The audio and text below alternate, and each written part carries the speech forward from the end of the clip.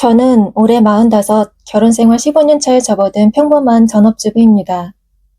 대학 동아리에서 만나 불같이 사랑했던 남편과 결혼해 이제는 제법 어른 티가 나는 중학교 2학년 딸과 아직은 장난기 가득한 초등학교 6학년 아들을 하나씩 두고 있습니다. 남편은 지방에 있는 그리 크지 않은 중소기업에서 관리직으로 일하며 묵묵히 제 몫을 해내는 성실한 사람이고, 시어머님은 평생을 시골에서 흙과 함께 살아오신 분들이었죠. 저희 네 식구가 사는 이 작은 아파트처럼 저희의 삶은 늘 소박하고 평온했습니다. 적어도 몇 달 전 시어머니께서 갑작스럽게 돌아가시기 전까지는 말입니다. 지병 하나 없이 정정하시던 분이라 갑작스러운 비보는 온 가족을 충격에 빠뜨렸습니다. 장례식장은 슬픔보다는 당혹감과 혼란스러운 침묵이 더 무겁게 내려앉아 있었죠. 3일장을 치르는 내내 저는 밀려드는 조문객을 맡고 아이들을 챙기느라 정신이 없었습니다. 그런데 모든 절차가 끝나고 발인을 앞둔 마지막 날 밤, 뜬 눈으로 밤을 새우던 남편이 제 옆으로 다가와 아주 낮은 목소리로 속삭였습니다. 그 목소리가 어찌나 낮고 단호했는지 주변의 곡소리마저 잠시 멎는 듯한 착각이 들었습니다. 어머니가 유언장을 남기셨대. 변호사 사무실에서 연락이 왔어. 장례 끝나면 바로 오라고. 그 말을 듣는 순간 제 심장이 쿵 하고 바닥으로 떨어지는 것 같았습니다. 아무런 이유도 없이 본능적으로 불안한 예감이 온 몸을 휘감았습니다. 평생을 허리띠 졸라매며 자식들 뒷바라지만 하셨고, 명절에 찾아뵈면 낡은 옷 한 벌 새로 사입는 것조차 아까워하시던 분이었습니다. 그런 시어머니께서 법적 효력을 갖는 유언장을, 그것도 변호사를 통해 남기셨다는 사실 자체가 제 상식으로는 도저히 이해되지 않았습니다. 그저 낡은 시골집과 손때 묻은 살림살이가 전부라고 믿었던 시어머니의 삶 뒤에 우리가 전혀 알지 못했던 무언가가 숨겨져 있다는 강렬한 직감이 스쳐 지나갔습니다. 그 순간부터 장례식장의 모든 소음이 멀어지고 제 머릿속은 온통 유언장이라는 세 글자로 가득 찼습니다. 도대체 무엇을, 그리고 왜 남기셨을까요? 그 알 수 없는 질문이 제 가슴을 무겁게 짓누르기 시작했습니다. 며칠 뒤 무겁게 가라앉은 마음으로 저희는 시어머니의 유언장을 열람하기 위해 약속된 변호사 사무실로 향했습니다. 차를 타고 가는 내내 남편과 시누이는 한마디도 하지 않았고 그 침묵이 오히려 더 큰 불안감을 증폭시켰습니다. 변호사 사무실은 햇볕이 잘 드는 시내 중심가에 있었지만 어쩐지 그곳의 공기는 서늘하고 건조하게만 느껴졌습니다. 길고 두꺼운 원목 탁자를 사이에 두고 저와 남편, 그리고 시누이가 나란히 앉았습니다. 맞은편에 앉은 중년의 변호사는 표정 없는 얼굴로 저희를 한번 쓱 훑어본 뒤 서류 가방에서 두툼한 베이지색 봉투를 꺼냈습니다. 봉투는 단단히 밀봉되어 있었고 그 위에 찍힌 시어머니의 도장이 유독 선명하게 보였습니다. 변호사가 작은 칼로 조심스럽게 봉투를 개봉하는 소리가 회의실 전체에 날카롭게 울려 퍼졌습니다. 그는 헛기침을 한 번 한 뒤 서류를 펼쳐들고 단호하고 기계적인 목소리로 읽어 내려가기 시작했습니다. 고 정순자님께서는 생전에 다음과 같은 내용의 유언을 남기셨습니다. 유언장의 첫 줄은 저희가 예상했던 그대로였습니다. 나의 모든 재산을. 저는 당연히 그 뒤에 남편과 시누이의 이름이 나올 것이라고 생각했습니다. 시누이 역시 당연하다는 듯 살짝 상기된 얼굴로 변호사의 입을 쳐다보고 있었죠. 하지만 다음 문장이 낭독되는 순간 회의실의 모든 공기가 그대로 얼어붙었습니다. 며느리인 김민서에게 전부 상속한다. 제 이름이었습니다. 제 이름 석자가 너무나 또렷하게 한 글자 한 글자 힘주어 적혀 있었습니다. 순간 저는 숨을 쉴 수가 없었습니다. 세상의 모든 소리가 사라지고 오직 제 심장이 미친 듯이 울리는 소리만 귓가를 때렸습니다. 옆에 앉은 남편과 맞은편의 시누이가 동시에 저를 돌아보는 것이 느껴졌습니다. 그들의 시선에는 당혹감, 불신, 그리고 아주 희미하지만 분명한 분노가 뒤섞여 있었습니다. 저는 그들의 얼굴을 차마 쳐다볼 수 없었습니다. 변호사는 아무 일 없다는 듯 계속해서 유언장을 읽어 내려갔습니다. 이 재산에는 현재 내가 거주하는 경기도 외곽의 주택과 토지, 그리고 방 안에 있는 금고에 보관된 현금 및 서류 일체가 포함된다. 금고, 현금, 서류. 제가 단 한 번도 들어본 적 없는 단어들이었습니다.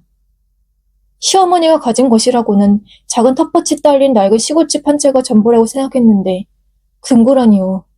그 안에 든 현금과 서류는 또 무엇이란 말입니까? 신우이는 이제 흙빛을 넘어 새하얗게 질린 얼굴로 저를 노려보고 있었습니다. 그 눈빛은 마치 내가 도대체 무슨 짓을 한 거냐? 고 묻는 것 같았습니다. 저는 아무런 대답도 할 수 없었습니다. 그저 제 이름이 박힌 유언장과 저를 향한 두 사람의 차가운 시선 사이에서 어찌할 바를 모른 채 고개만 숙이고 있을 뿐이었습니다. 유언장 낭독이 끝나고 변호사 사무실을 나온 뒤 저희 세 사람 사이에는 칼날 같은 침묵이 흘렀습니다. 신우이는 차에 타자마자 보란듯이 헤드폰을 끼고 창밖만 쳐다봤고 남편은 운전하는 내내 굳은 얼굴로 입을 굳게 다물고 있었습니다. 집으로 돌아오는 길이 천근만근 무겁게 느껴졌습니다. 그날 이후 저희 집의 분위기는 완전히 달라졌습니다. 변호사는 상속 절차를 밟기 전에 유언장에 명시된 대로 상속자인 제가 직접 금고 내용물을 확인하는 것이 좋겠다고 차분하게 설명했습니다. 그리고 제게 묵직한 쇠로 된 금고 열쇠를 건넸습니다. 열쇠를 건네받는 순간 마치 제가 감당할 수 없는 무거운 책임을 떠안은 듯한 기분이 들었습니다. 결국 저는 주말에 남편과 함께 시골집으로 내려갔습니다. 아이들은 신우이가 잠시 맡아주기로 했지만 그녀의 표정은 여전히 냉랭하기만 했습니다. 시어머니가 돌아가신 뒤 처음으로 찾은 시골집은 낯설고 차가운 기운으로 가득 찼습니다. 생전에 온기로 가득했던 방은 싸늘하게 식어 있었고 공기 중에는 희미한 먼지 냄새와 오래된 나무 냄새가 뒤섞여 있었습니다. 남편은 말없이 시어머니의 방으로 들어섰고 저도 그 뒤를 따랐습니다. 방 한 구석 낡은 자개장 뒤편의 벽지를 손으로 더듬던 남편이 이내 무언가를 찾아냈습니다. 벽지와 똑같은 무늬의 시트지로 교묘하게 가려진 네모난 철문, 바로 금고였습니다. 남편이 한 걸음 뒤로 물러서고 저는 떨리는 손으로 열쇠를 구멍에 꽂았습니다. 차가운 금속의 감촉이 손끝을 통해 심장까지 전해지는 듯 했습니다. 열쇠를 돌리는 순간 딸깍 하는 날카로운 소리와 함께 묵직한 쇠문이 아주 천천히 불길한 소리를 내며 열렸습니다. 그 안의 모습은 제 상상을 완전히 뛰어넘는 것이었습니다. 어두컴컴한 금고 안에는 먼지가 뽀얗게 쌓인 돈다발이 가득 차 있었습니다. 5만 원권 지폐를 노란 고무줄로 묶은 다발들이 금고의 절반 이상을 채우고 있었습니다.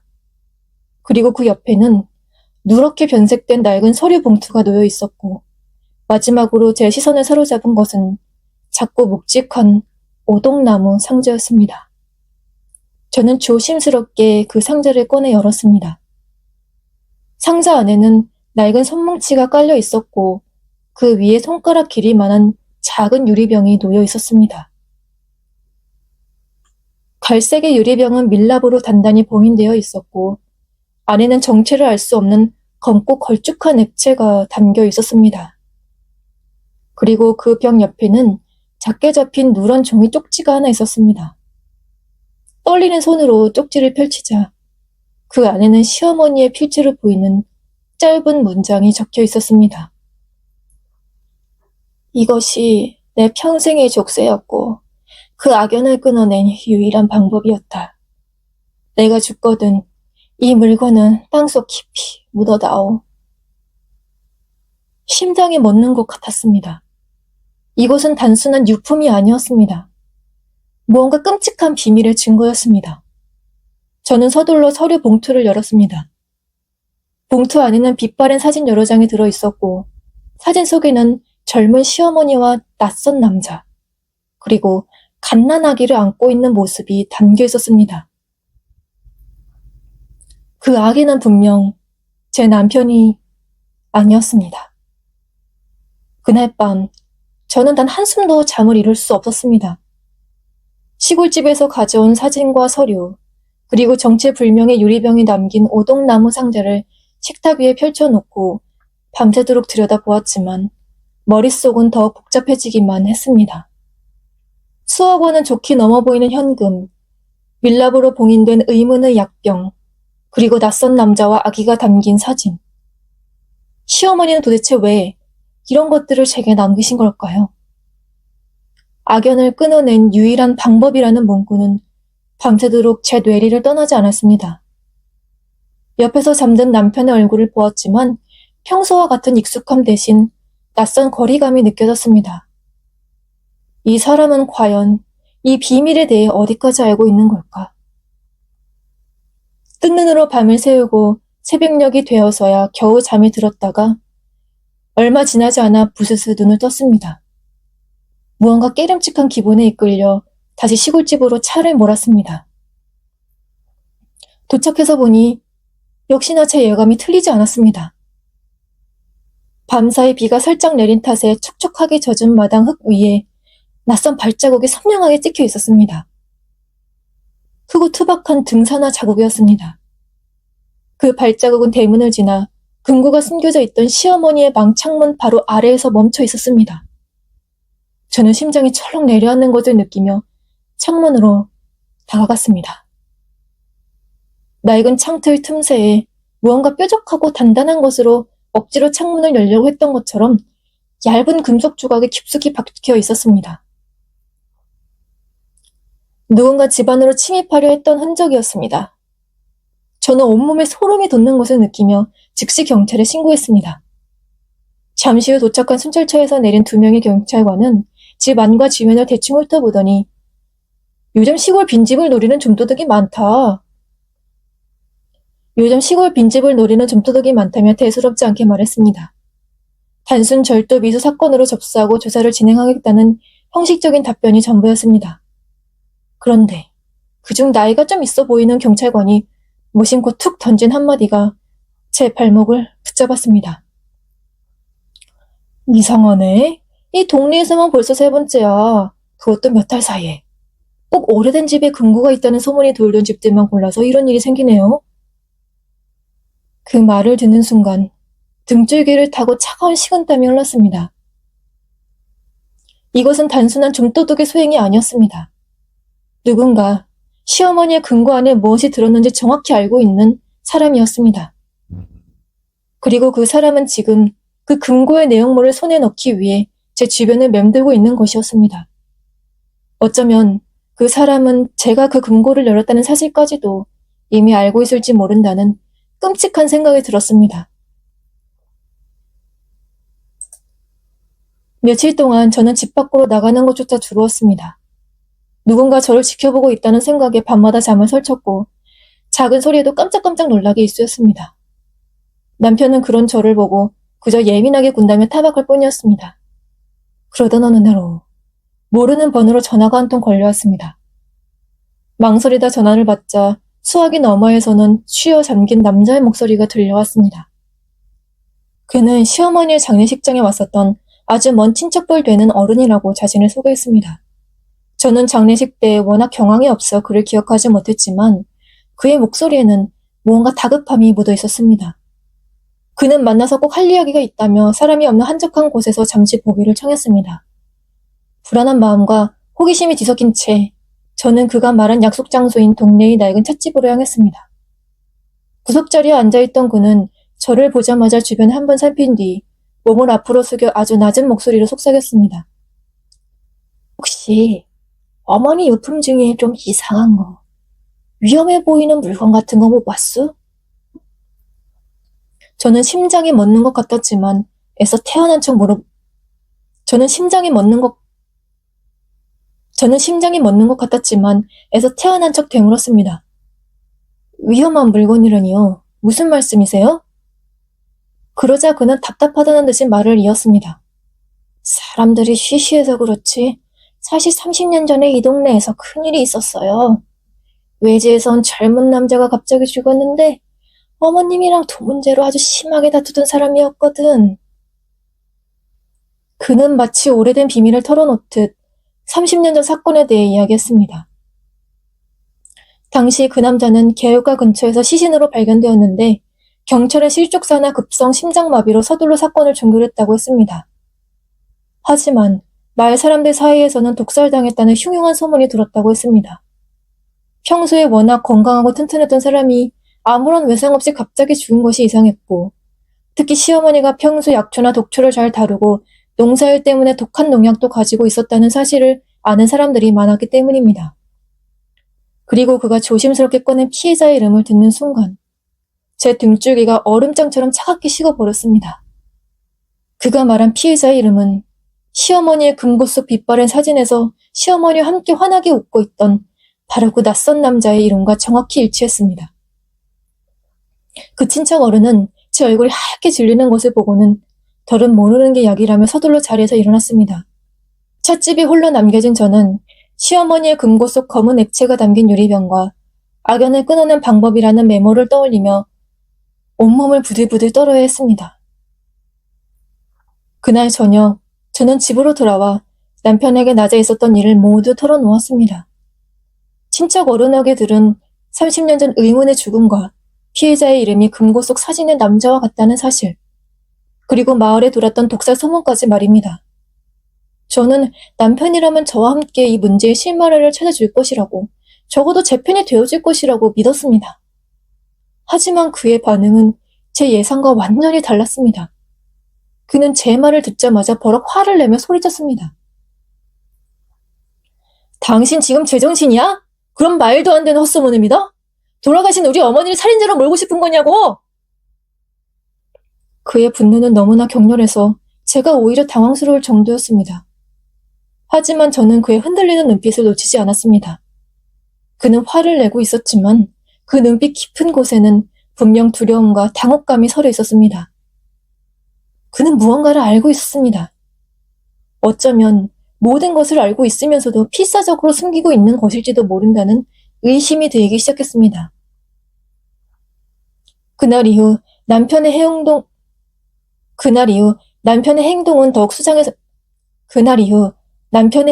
더욱 수상해졌습니다.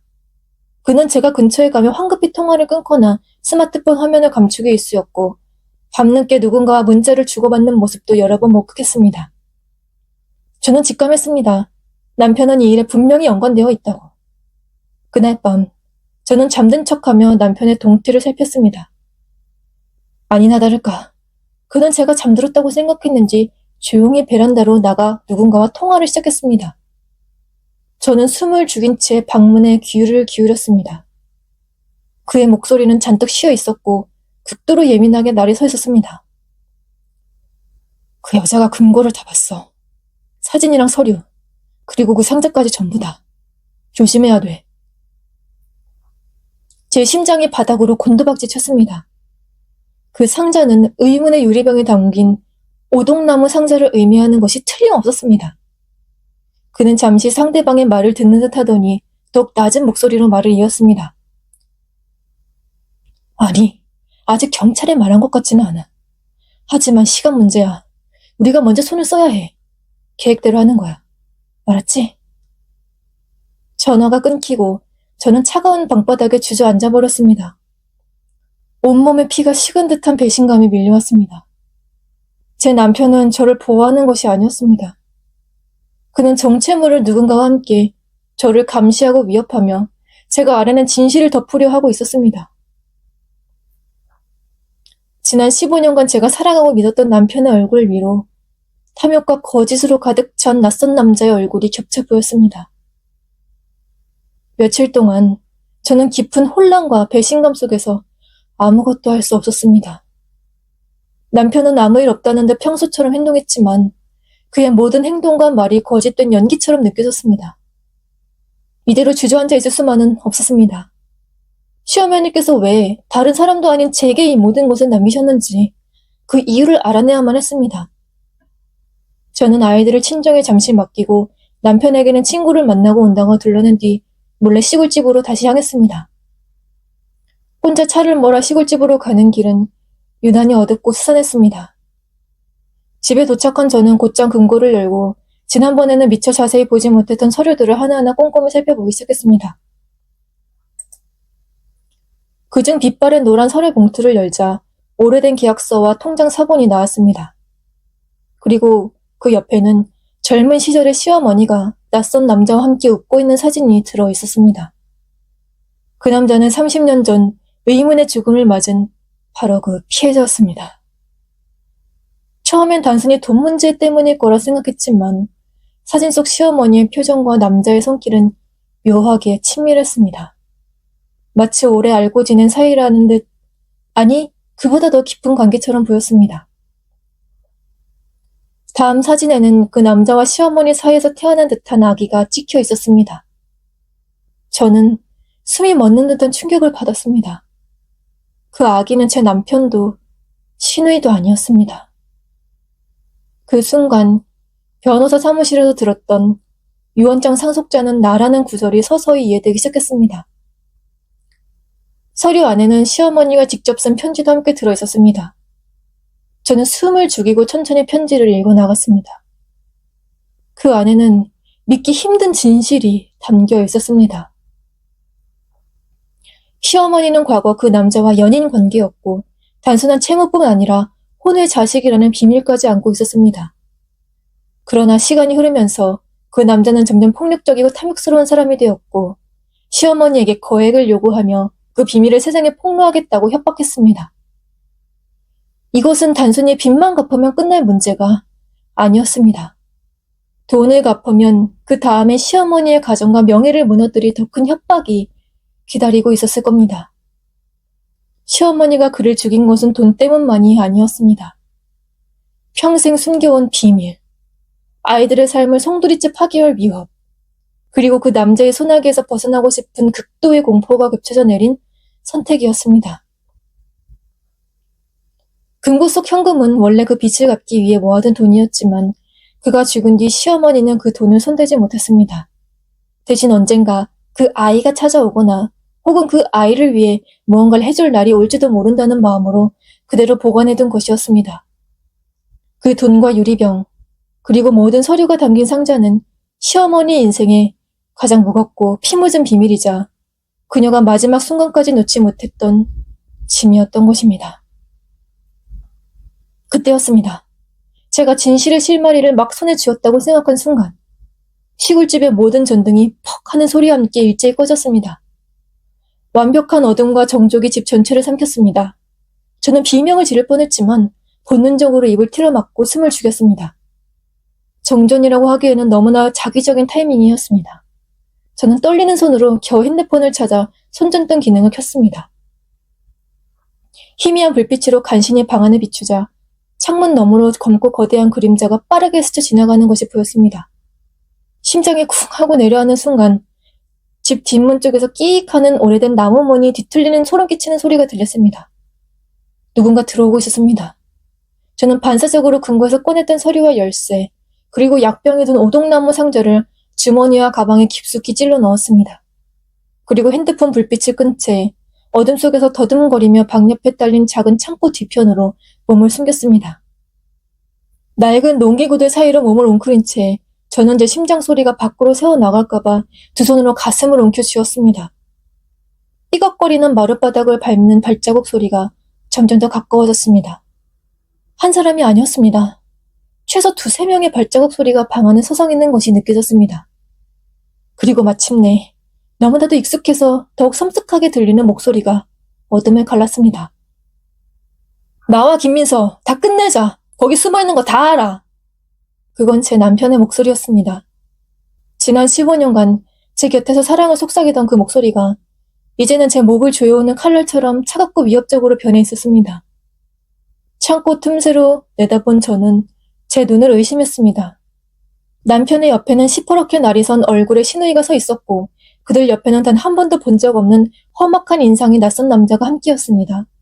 그 남자는 마치 먹잇감을 발견한 맹수처럼 탐욕스러운 눈빛으로 어두운 방 안을 훑으며 낮게 으르렁거렸습니다.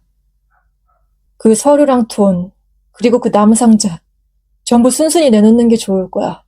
안 그러면... 그는 말을 마치며 주머니에서 뭔가 번쩍이는 것을 꺼내 들었습니다. 희미한 달빛에 반사된 그것은 날카롭게 날이 선 과도였습니다. 저는 죽을 것 같은 공포 속에서도 정신을 차리려 했었습니다. 이대로 잡히면 모든 것이 끝장이었습니다. 여기서 죽거나 아니면 그들이 원하는 대로 모든 것을 내주고 평생을 위협 속에서 살아가야 할지도 모릅니다. 저는 최대한 목소리가 떨리지 않도록 안간힘을 쓰며 창고 안쪽에서 소리쳤습니다. 이미 늦었어. 경찰이 이미 모든 걸 알고 있어. 내가 여기 오는 것도 당신들이 이 집에 들어온 것도 지금쯤 밖에서 전부 다 보고 있을 거라고. 물론 전부 거짓말이었습니다. 경찰에는 알리지 않았고 밖에는 개미 새끼 한 마리 없었습니다. 하지만 그 순간 제가 할 수 있는 유일한 발악이었습니다. 제 목소리가 울려 퍼지자 그들은 잠시 주춤했습니다. 서로의 얼굴을 바라보며 당황하는 기색이 역력했습니다. 저는 바로 그 틈을 놓치지 않았습니다. 그들이 잠시 머뭇거리는 사이 저는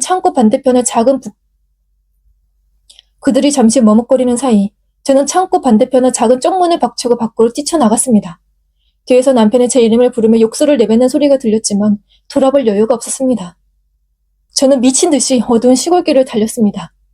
나뭇가지 얼굴이 긁히고 돌뿌리에 걸려 넘어지면서도 오직 살아야 한다는 생각뿐이었습니다. 마을 어귀에 희미한 가로등 불빛이 보이자 저는 주머니에서 핸드폰을 꺼내 미리 저장해두었던 경찰서 번호를 눌렀습니다. 덜덜 떨리는 손가락으로 간신히 통화 버튼을 누르고 횡설수설하며 지금 상황을 설명했습니다. 얼마나 지났을까? 5분? 아니 10분 정도가 지났을 때 저 멀리서 사이렌 소리와 함께 순찰차의 경광등 불빛이 어둠을 가르며 다가오는 것이 보였습니다. 그 불빛을 보는 순간 다리에 힘이 풀려 그 자리에 주저앉고 말았습니다. 경찰은 신속하게 시골집을 포위했고 집 안에 있던 남편과 시누이 그리고 낯선 남자는 모두 저항 한 번 제대로 못하고 현장에서 체포되었습니다. 경찰 조사 결과는 더욱 충격적이었습니다. 그 낯선 남자는 30년 전 의민사를 당한 피해자의 친동생이었고 그는 오래전부터 시어머니가 형의 죽음과 관련이 있다는 사실을 눈치채고 금품을 요구하며 협박해왔던 것이었습니다. 남편과 시누이는 그 모든 사실을 알면서도 시어머니가 돌아가시자 금고 속 현금과 비밀을 독차지하기 위해 그와 손을 잡고 끔찍한 계획을 세웠던 겁니다. 제가 유언장을 통해 모든 것을 상속받게 되자 저를 위협해서라도 모든 것을 빼앗으려 했던 것이죠. 모든 수사가 마무리되고 남편과 시누이 그리고 그 남자는 각자의 죗값을 치르기 위해 구속되었습니다. 저는 경찰서에서 조사를 받으며 시어머니의 유언장이 왜 저를 상속인으로 지정했는지 어렴풋이 짐작할 수 있었습니다. 어쩌면 시어머니는 평생을 아들과 딸, 그리고 피해자의 동생에게 시달리며 살아오셨을 겁니다. 자신의 과오로 시작된 비극이었지만 그 굴레 속에서 자신의 피부치마저 믿을 수 없게 된 마지막 순간에 결국 모든 진실을 감당하고 바로잡아줄 유일한 사람으로 저를 선택하셨던 게 아닐까 싶습니다. 그것이 저에게는 너무나 무겁고 고통스러운 짐이었지만 동시에 시어머니가 제게 보낸 마지막 믿음이자 구조 신호였을지도 모릅니다. 저는 아이들을 데리고 다시 저희 집으로 돌아왔지만 예전과 같은 평온함은 느낄 수 없었습니다. 남편의 빈자리는 낯설기만 하고 문득 창문 너머로 짙은 어둠이 내리면 지금도 가슴이 철렁 내려앉곤 합니다. 아이들에게는 아빠가 잠시 먼 곳으로 출장을 갔다고 둘러댔습니다. 언젠가는 모든 것을 설명해야 할 날이 오겠지만 아직은 아이들에게 이 끔찍한 진실의 무게를 지게 하고 싶지 않았습니다. 저는 시어머니의 유언에 따라 상속받은 모든 재산, 금고 속 현금과 서류, 그리고 30년간 시어머니를 올감했을 그 끔찍한 비밀이 담긴 오동나무 상자 일체를 수사기관에 증거물로 제출했습니다. 그것은 제 것이 아니었고 제가 가져서도 안 되는 피 묻은 비밀이었습니다. 모든 것을 제자리로 돌려놓고 나서야 비로소 길고 어두웠던 터널의 끝이 보이는 것 같았습니다. 더 이상 그 어둠이 저를 쫓아오지 못할 거라는 안도감이 들었지만 여전히 아주 깊은 밤 잠에서 깨면 귓가에 시어머니의 낮고 애절한 목소리가 희미하게 감도는 것 같습니다. 민서야, 이 모든 것은 너밖에는 믿을 사람이 없어서 그런다. 부디. 그 목소리는 제게 남겨진 마지막 숙제이자 평생 안고 가야 할 상처로 남았습니다. 이 영상이 공감되셨다면 구독과 좋아요 부탁드립니다.